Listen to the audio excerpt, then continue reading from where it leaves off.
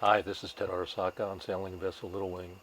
I decided to make this quick and dirty video to demonstrate a technique we use to spring off the dock when there's no one to assist you on the dock. I picked it up years ago in a British sailing magazine, but sadly I can't find the original article to give proper attribution. It's based on the variation of the sheep shank holding tension between a cleat on the dock and either your bow or stern cleat. But once you have sprung off enough and apply throttle in the opposite direction, relieving the spring line of tension, you can release it off the cleat, all from the boat. Here's a crude pictorial of how this self-releasing knot is tied around the base of the cleat. Here's a photo in real life of how it looks. On the left, the line will go to your bow or stern cleat. From the dock cleat, the other end of the line goes to you on the boat. Make note of the orientation of the knot, as once it releases, you want the line to fall in towards the water.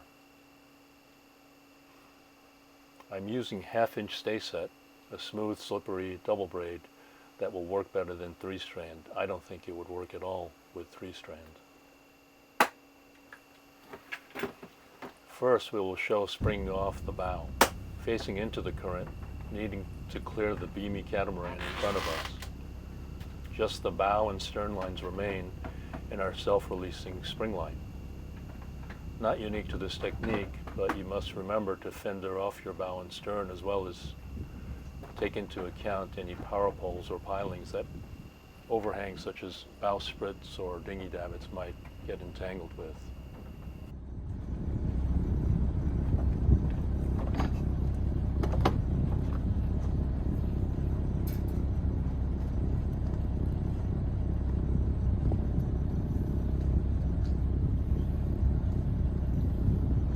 Reverse, yeah.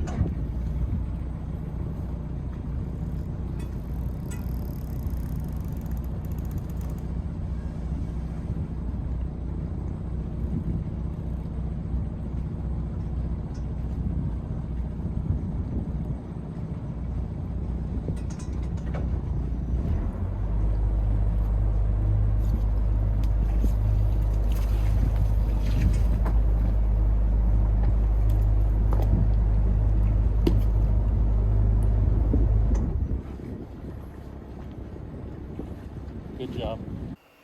On another day, we wanted to reverse into the current and spring off. No vessel was behind us, so it wasn't totally necessary as our boat walks to port in reverse, but it was a good chance to practice the technique. Here, I build the knot. Take a bite of the line, put it around the base of the cleat.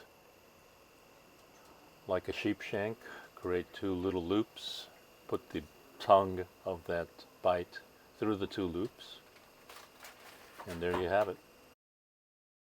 Once set up, I go back on board and pre-tension the line at the bow cleat. Obviously here, I don't have my fender set up yet. Here's a view of how it looks from the boat.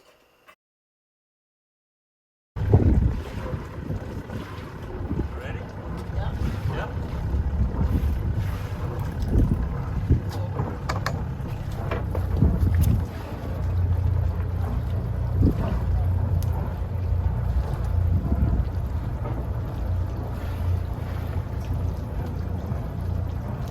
Okay.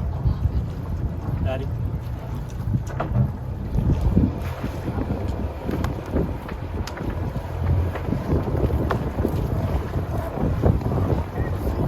right. If you get lonely, call us. Well, that's it, pretty simple. We keep a coil of stay set on board just for this purpose.